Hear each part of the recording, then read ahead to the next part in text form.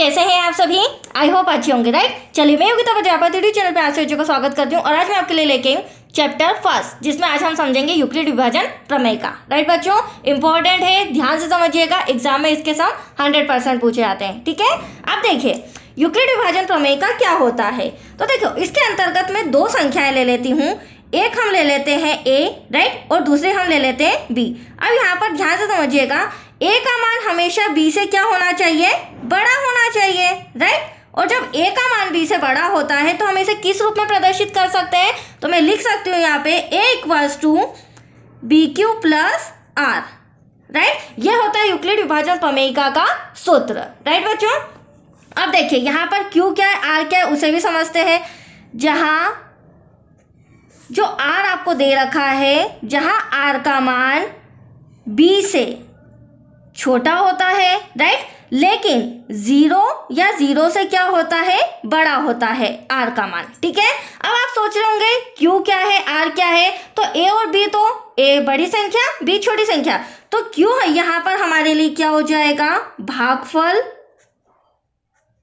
और r हमारे लिए क्या हो जाएगा? शेषफल, जिसे हम इंग्लिश में रिमाइंडर कहते हैं, राइट। अब देखिए, अब इसमें एक छोटा सा एग्जांपल लेती हूं मैं और फिर समझाती हूँ। एक हमें बड़ी संख्या लेनी होगी, तो यहाँ पर मैं 7 ले लेती हूँ, राइट, और b के प्लेस पर, b की जगह हम एक छोटी संख्या ले लेते हैं। अब 3 का 7 में हम डिवाइड करते हैं, देखिए कैसे, रफ में आ जाइए। 3 × 1 = 3, ठीक है, 3 × 2 = क्या हो जाएगा? 6, जो 7 से छोटा होता है, माइनस करेंगे तो 1। अब ये जो आपको 1 नजर आ रहा है बच्चों, ये 1 हमारा क्या है? शेषफल, जिसे हम r से संबोधित करेंगे, रिमाइंडर।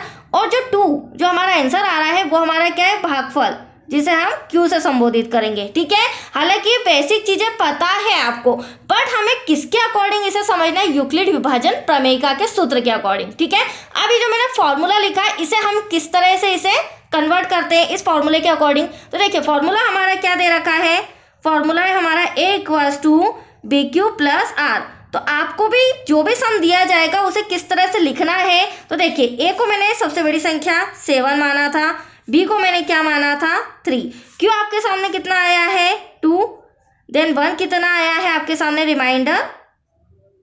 r कितना आया है? 1। That's clear. इसे इस अकॉर्डिंग आपको लिखना होगा। यह होती है यूक्लिड विभाजन प्रमेय का।